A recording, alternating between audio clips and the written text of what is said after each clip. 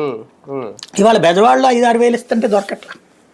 అది డిమాండ్ పెరిగిపోయింది. డిమాండ్ బాగా పెరిగిపోయింది ఇప్పటికే. ఇక రాబోయే రోజులు ఇంకెట్టుంటాయి. అదే కదా. ఇప్పుడు ఈ కంపెనీలు ఇవన్నీ వచ్చారనుకుందాం, వాళ్ళ దగ్గర పనిచేయడానికి మనుషులు కావాలి కదా, కనీసం తొడవడానికి కడగడానికి మనుషులు కావాలి కదా, అవును. రోడ్లు ఓడడానికి వీటికి కూడా మనుషులు కావాలి కదా. కాబట్టి ఇదేంటంటే వాళ్ళని తీసుకుని వస్తే ప్రభుత్వానికి కూడా బెనిఫిటే కదా. అన్ని కుటుంబాలు వస్తాయి, వీళ్ళ మీద ఆధారపడతారు, కాబట్టి వాళ్ళందరూ ఓటర్లు అవుతారు రేపు పొద్దున మీకు. కాబట్టి అదంతా చెయ్యండి. ఇదేంటంటే ఏదో గుడ్డెత్తు చేతిలో పడ్డట్టు ఒకవైపుకి వెళ్ళిపోకూడదు. కాస్త విజన్ ఉండాలా, మాటలో కాదు చేతలో. ఈ విజన్లో కావాల్సింది రాజధాని దగ్గరలో ఆ మంగళగిరి ఏరియాలోనో, ఇటు పక్కన గుంటూరు ఆ లాము అటు ఏరియాలోనో ఈ పేదల ఇళ్ళు కట్టడం. ఎందుకంటే ఆ 29 గ్రామాల్లో అయితే ఇప్పటికే అపర కోటీశ్వర్లు మాత్రం బ్రతకగలిగే పరిస్థితి అక్కడ కట్టడం అనేది ఇప్పుడు మామూలు వాళ్ళ అవ్వదు కాదు. కాబట్టి ఇట్లా కట్టాలి. అక్కడ ఆ 29 గ్రామాల్లో నేను చెప్పినట్టు కనీసం 25-30 వేల మంది పేదలు ఉండటానికి, 1,00,000 మంది, 50,000 మంది మధ్యతరగతి ఉండటానికి ఏర్పాటు చేయాలి అక్కడ. అక్కడ హౌసింగ్ స్కీమ్ పెట్టాలి. సరే సింగపూర్ టైప్లో పైకి పెట్టండి, 10 అంతస్తులు 25 అంతస్తులు అక్కడ. అదే సందర్భంలో ఎయిర్పోర్ట్ ఇంటర్నేషనల్ స్టేడియాలు అందులో పెట్టద్దు, కలగాపలగం అయిపోద్ది, గందరగోళం అయిపోతుంది. ఇంటర్నేషనల్ స్టేడియం గుంటూరు వైపు పెట్టుకోండి, లేదా ఎయిర్పోర్ట్ గుంటూరు వైపు పెట్టుకోండి, ఇంటర్నేషనల్ స్టేడియం అటు విజయవాడ వైపు పెట్టుకోండి. సింపుల్. లేదు రెండు ఒకే దగ్గరలో అయితే కనుక ఇంకా బాగుంటుంది, ఎవరు వీళ్ళు కూడా క్రికెటర్లకి వీళ్ళందరికి కూడా బాగుంటుంది అనుకున్నారు, రెండు గుంటూరు రూట్లో పెట్టుకోండి. పెట్టేసేసి ఆ విజయవాడ నేను చెప్పినట్టు ఆ బైపాస్ అన్నాం కదా మనం ఇప్పుడు, అక్కడ పెట్టినప్పుడు ఆ బైపాస్ అట్లా వచ్చేస్తారు, ఇట్లా వెళ్ళిపోతారు సింపుల్గా. అక్కడే స్టార్ హోటల్స్ కూడా పర్మిషన్ ఇవ్వండి. బోల్డ్ మంది స్టార్ హోటల్ పెట్టడానికి వస్తానంటున్నారు కదా, గుడ్, మంచిది. అది కూడా ప్లాన్ చెయ్యాలి, అది అన్ని కూడా. అంటే ఒకటి సార్, ఒకటి ఇది కాన్సెప్ట్ ఒకటి, ఎందుకంటే సాధారణ ప్రజలు కూడా రావాలి అంటే ఇప్పుడు మీకు లైక్ రామవరపాడు అటు ప్రసాదంపాడు చూస్తే కొంచెం లోపలికి వెళ్తే సార్ కొంచెం ఇలా షెడ్యూల్ లాగా రేకులు ఇల్లు ఉంటాయి, 2,000కి 3,000కి రెంట్లకి ఇస్తూ ఉంటారు, కొంతమంది అందులో కూడా ఉంటారు. అలాంటివి ఇక్కడ అమరావతి ప్రాంతంలో రావాలంటే ముందు ఈ మౌలిక వస్తువుల సదుపాయాలు అనేవి కల్పించాలి. గతంలో అయ్యే కల్పించలేదు అనేది ఇప్పటికీ కూడా అదే లోటు కనిపిస్తుంది. మామూలు వాళ్ళు ఇల్లు కట్టుకుని కనీసం అద్దెలకి ఇచ్చుకోవాలంటే ఇప్పుడు రిటర్నబుల్ ఫ్లాట్లు తీసుకునే వాళ్ళు ఉన్నారు కదా కొంతమంది రైతులు, వాళ్ళకి ఆ పరిస్థితి రావాలి అంటే ముందుగా ప్రభుత్వం ఇమీడియట్గా నిర్ణయాలు తీసుకోవాలి. అక్కడైతే అసలు ఇంపాసిబుల్ అండి, దాని సంగతి మర్చిపోవడమే. ఎందుకంటే ఫ్లాట్లు ఏం చేస్తారు సార్, ఫ్లాట్లు తీసుకుంటారు, వాళ్ళు కట్టుకుంటారు, వాళ్ళు అమ్ముకుంటారు, వాళ్ళు అద్దెకిచ్చుకుంటారు.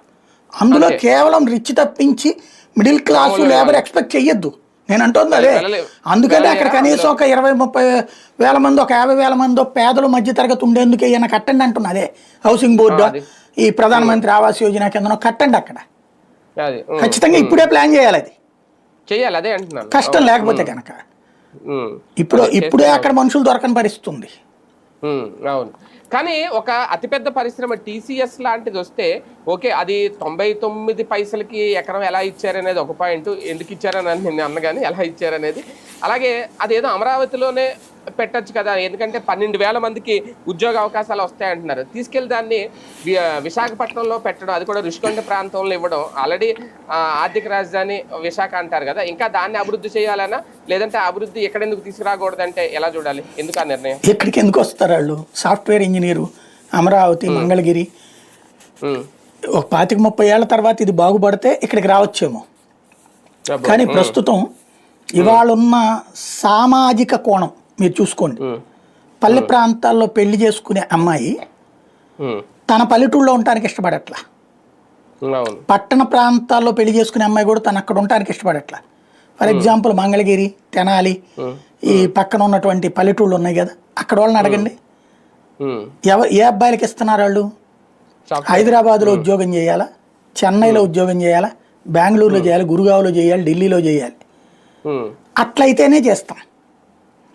ఈ ఊరు ఎప్పటి నుంచో చూస్తూనే ఉన్నాంగా, ఎదుగుదల వాళ్ళకి అలాంటి ఊళ్ళల్లో చేయడం అంటే అలాంటివి వస్తేనే మెగా సిటీ అవుతుంది కదా అని. అదే అంటే నేను అనేది, అట్లాంటి దశలో ప్రస్తుతానికి అమరావతి ఉంది కాబట్టి ఇక్కడ ఎదగాలి కదా, ఇంకా ఇది ఆరంభమే కదా. పురిట్లో నీళ్ళు ఎందుకు వస్తారు? ప్రస్తుతానికి వాళ్ళందరి కోరికలు తీరాలంటే వైజాగ్ బెటర్. వైజాగ్ ఇంకోటి, ఈ సాఫ్ట్వేర్ కంపెనీలు వీళ్ళందరూ వైజాగ్కే ప్రయారిటిస్తారు. ఎందుకంటే ఇవాళైనా సరే మీరు ఇప్పుడు మనకి దుస్తుల గురించి నేను కామెంట్ చేయను కానీ ఆడపిల్లలు చాలా ఈజీ డ్రెస్సెస్ని రిలాక్స్డ్గా వాడే దుస్తుల్ని హైదరాబాద్లో మన బెంగళూరులో కానీ చెన్నైలో కానీ లేదంటే కనుక ముంబైలో కానీ క్యాజువల్గా వెళ్ళిపోగలరు రోడ్డు మీద. అవును, అంటే వాళ్ళకి ఫ్రీడమ్ అక్కడ అది ఎందుకంటే అది కాస్మోపాలిటన్ కల్చర్ అంటాం మనం. అవును అవును. అమెరికా యూరప్ దేశాల్లో ఎట్లాంటివి ఉంటుందో అక్కడ అట్లాగా వెళ్తున్నా ఎవరు పట్టించుకోరు, క్యాజువల్గా తీసుకుంటారు. అదే మీకు ఇప్పుడు ఈ ప్రాంతాల్లో మీరు అన్నట్టు అమరావతి ప్రాంతంలో ఉందనుకోండి, విచిత్రంగా చూస్తూ ఉంటారు వాళ్ళు. దాన్ని ఏమంటారు, కంజెస్టెడ్గా ఫీల్ అవుతారు.